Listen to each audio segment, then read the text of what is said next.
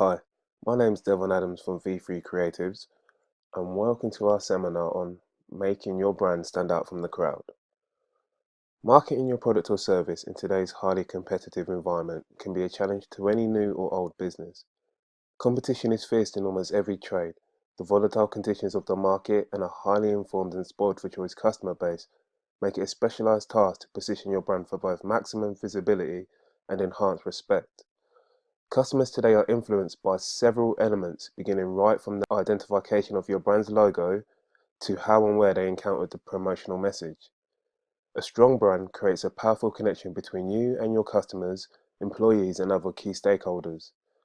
Developing a brand is more than just a creative exercise, it's a discipline involving research and analysis plus structured management and implementation.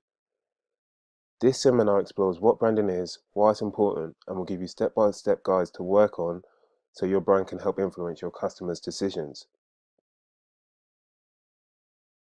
6 areas we're going to cover is 1. Reinventing your brand's position, reviewing your unique selling proposition. 2. Re-examining current marketing initiatives. 3. Knowing who you want to sell to and why. 4. Taking advantage of cheaper marketing costs and putting market value ahead of price. And 5. Concentrating on your database and revamping your website. And 6. Increasing direct marketing. By the end of the session, we hope you will understand how to create a connection between your brand and your customers and discover solutions that will enable your brand to reach its full potential. Before we dive into our first section, I'd like to discuss what is a brand.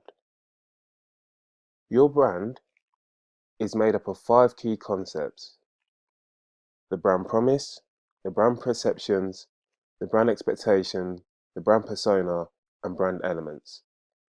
Now, at its core, a brand is a promise to the consumers about what they will get when they purchase a product or service under your brand umbrella. The brand's promise incorporates more than just those tangible products and services. It also includes the feelings that consumers get when they use your product or service. The brand perception. Brands are built by consumers, not companies. Ultimately, it doesn't matter what you think your brand promises. It's the way consumers perceive your brand that defines it. You need to work to develop consumer perceptions that accurately reflect your brand, or your brand is doomed to limited growth potential.